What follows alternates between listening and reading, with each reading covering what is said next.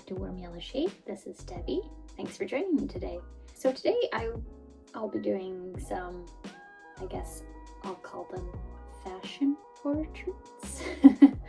In my sketchbook, I'm using the Strathmore Multimedia sketchbook. It's a sketchbook I got a little bit ago and I've been enjoying it a lot.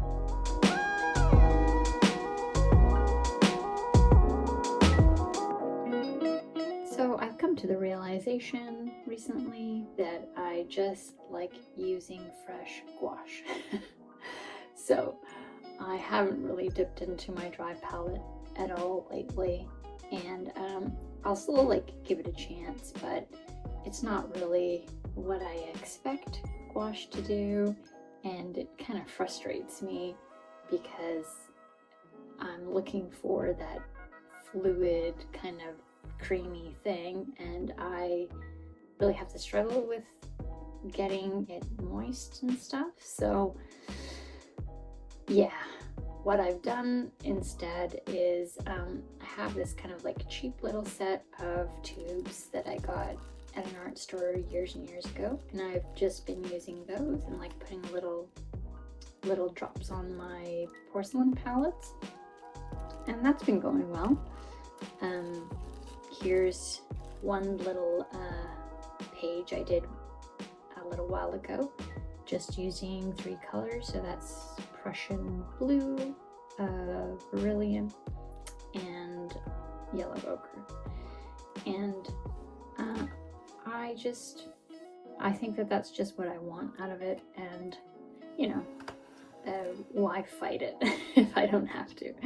So I think the thing that has been holding me back from using it more often is that most of my gouache is in these little jars, the way that poster paint usually comes. And actually the brand that I have is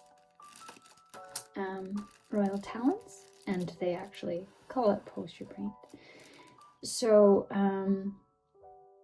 yeah, it's just kind of a hassle opening and scooping, and you have to have a little palette knife because scooping with your brush gets it way too into the brush, if you know what I mean.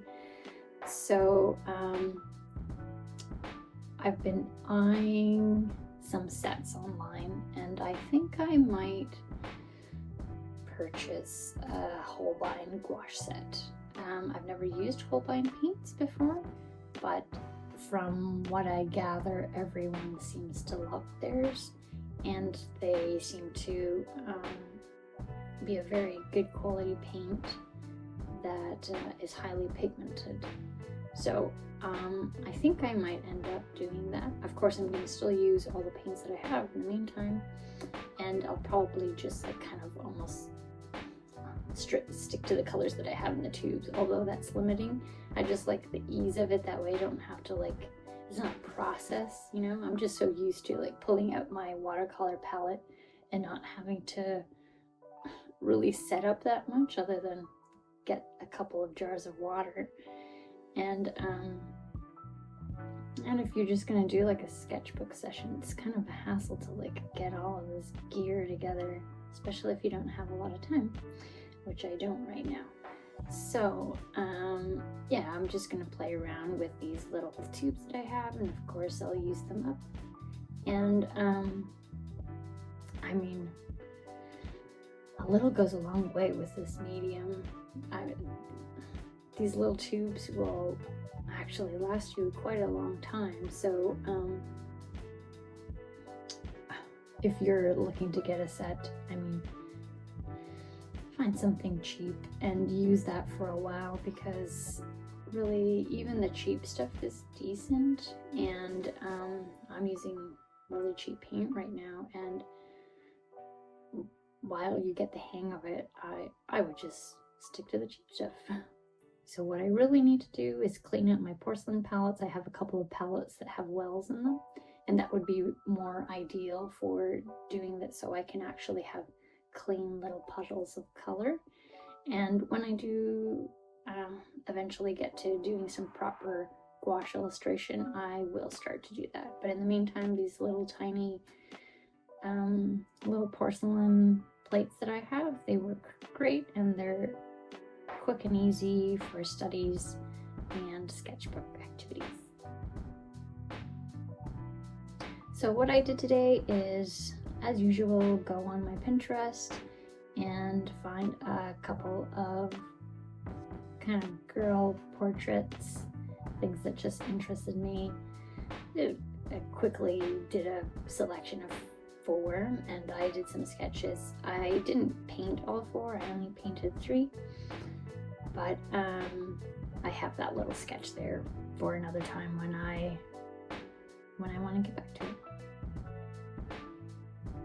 I have a really insane Pinterest. I mean, I'm kind of an image fiend, so if you want to take advantage of all the cataloging I've done, please feel free.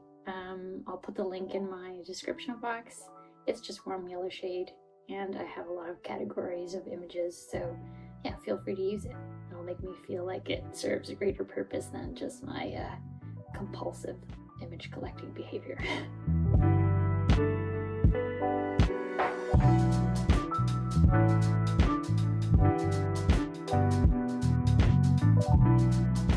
So I didn't really have a plan for today.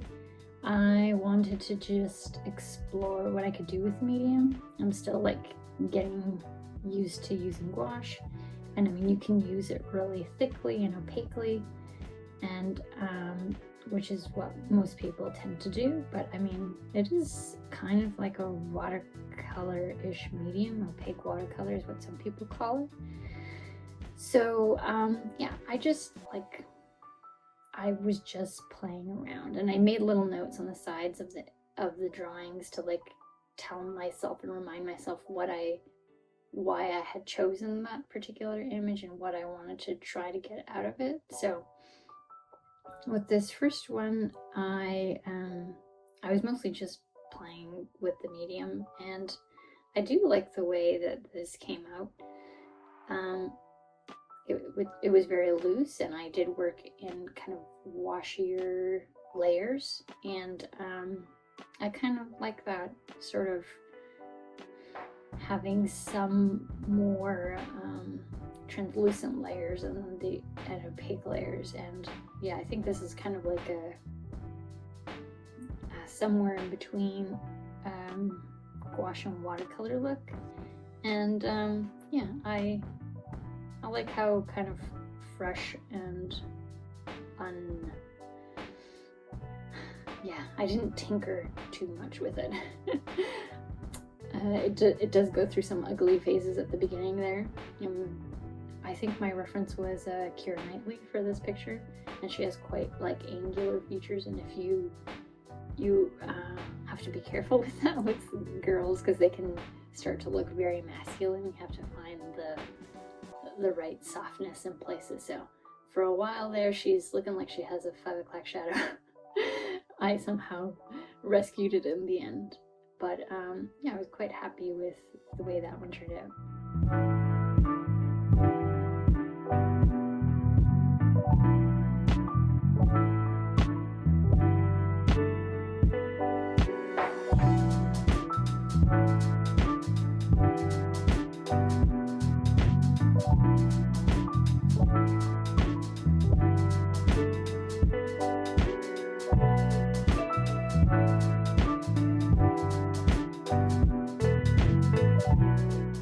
The second little painting here was actually referenced from a black and white image, so I kind of gave myself the freedom to play around with the colors the way I wanted it to. Like, I was going for the same tonal value as in the image, but I could put in whatever colors I wanted to. I was trying to go a bit more opaque with this and going for speed. And yeah, I had fun with it.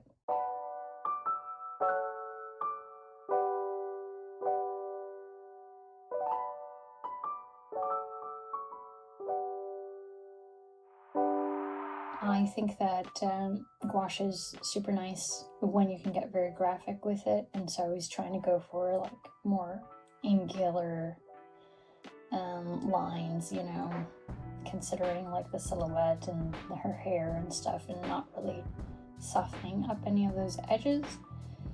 And I would totally recommend, if you haven't tried this yet, to use an angled brush or a flat brush when you're working with gouache.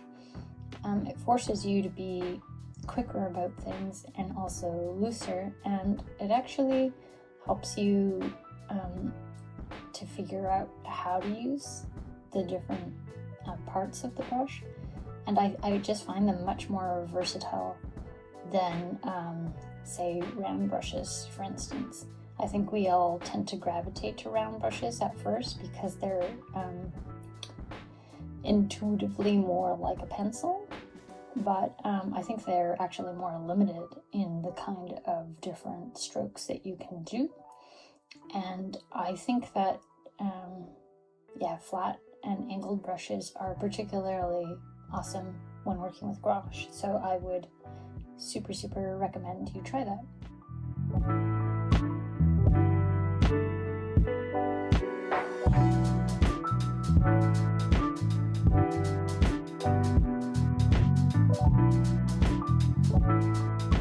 So by the time I got around to the third drawing, I was like running out of gas. So, I think that the next time I do a study, I will just put 2 images to the page. First of all, the size issue. I seem to always end up drawing things super tiny, and for example, with this last drawing, I had wanted to work on the shadows because I thought in the reference there was interesting shadows, but I ended up drawing it so small that it was really frustrating to even get them in there. So I'll make a note and remind myself next time, draw it bigger so that you can actually work all those things out and work through it. So I didn't really get all those shadows that I had wanted to work with, but I ended up playing around a little bit with this one, and it's not bad.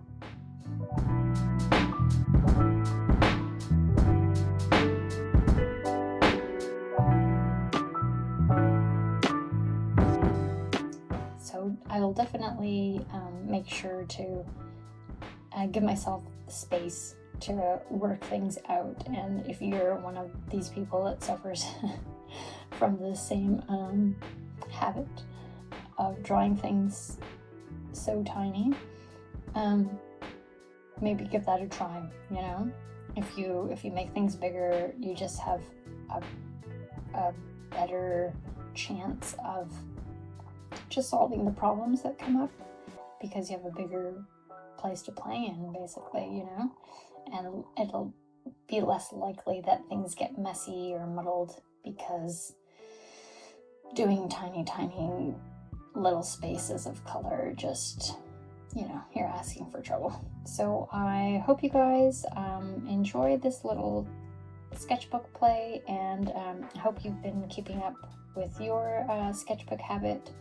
I'm gonna just try to do a bunch of videos like this to give you guys some ideas of different things that you can do when you are looking to do some sketchbook practice. So thanks for watching, thanks for sticking around.